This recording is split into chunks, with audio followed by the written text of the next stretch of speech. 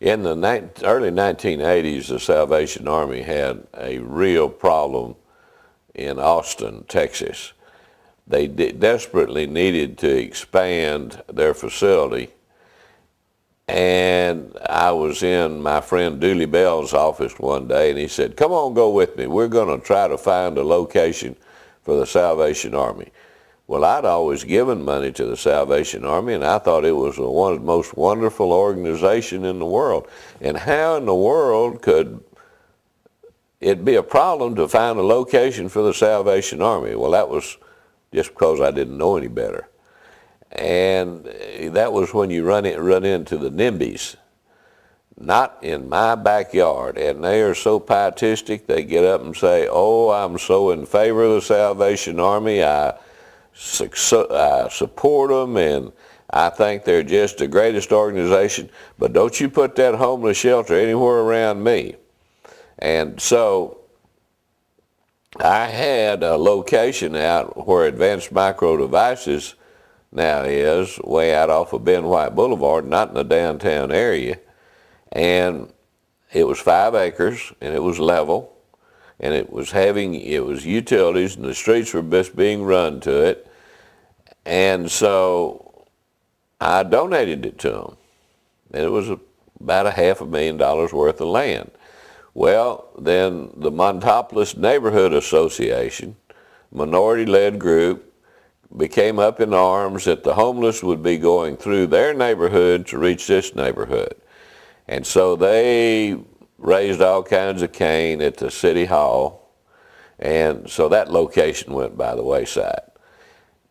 Then we found another location out on South Congress, about 3 blocks south of St. Edward's University. And boy, we thought, well, if we're going to improve that neighborhood, because there was a topless joint right across the street, and across the street from the other direction was a video store, X-rated video store. We're going to improve that neighborhood. Well, St. Edward's University rose up in arms, and they blocked us on a site permit. We had the proper zoning and everything was in place, but they blocked us on a site development permit. So they appointed a committee, and I woke up one morning and read the paper that I was on a committee to find a new location. And so they picked a location that was downtown. It was a block from the police station. The only problem was it was on the market for $3 million, or could be bought for $3 million, and the Salvation Army only had $1 million to spend. It belonged to the Joseph family, a longtime Lebanese family that was quite wealthy, and one of the buildings are nearby. One of the Johnny Joseph had a bar, and there were rumors that there was a card game going on upstairs, and that if you wanted to bet on a football game, that was the place to go.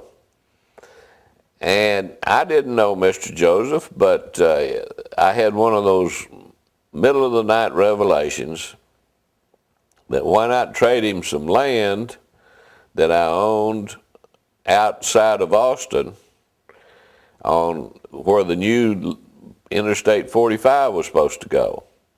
So I called him and asked to come down and talk to him, and then I said, "I want to get you in the car, and I want to show you some land." And I had a plat of the land, and I said, "The Salvation Army, Uncle Johnny, the Salvation Army's got a problem, and there are only 2 people that can solve it, and both of them are in this car at the same time." So we drove out there, and I said, "Just draw a line and tell me how much of this land you want, and $1 million cash." They'll give you $1 million cash for your downtown land, and as much land as you think is worth $2 million on this plat. So he drew the line on the land, and I was so excited, I just said, "Well, I'm going to write the contract right on the plat." So I started out, and I said, "I, John Joseph, will sell my downtown location at 8th and Natchez Street for $1 million cash, and this $2 million worth of land. And I was so excited that instead of writing $1 million, I wrote $1,000. And he tapped me on the shoulder and he said, "Papa, you 3 zeros short." So I filled it out and he signed it. And at the time, I felt a little guilty about it because it had a big power line going through the land and that I'd traded, and I thought, well, possibly I'd taken advantage of them, but they had they were getting $1 million cash anyway. Well, that was in the early 80s, and last couple of weeks ago it came out in the paper that this same piece of land was the basis of a lawsuit because they had sold it for $32 million. So it tells you how much I know about real estate.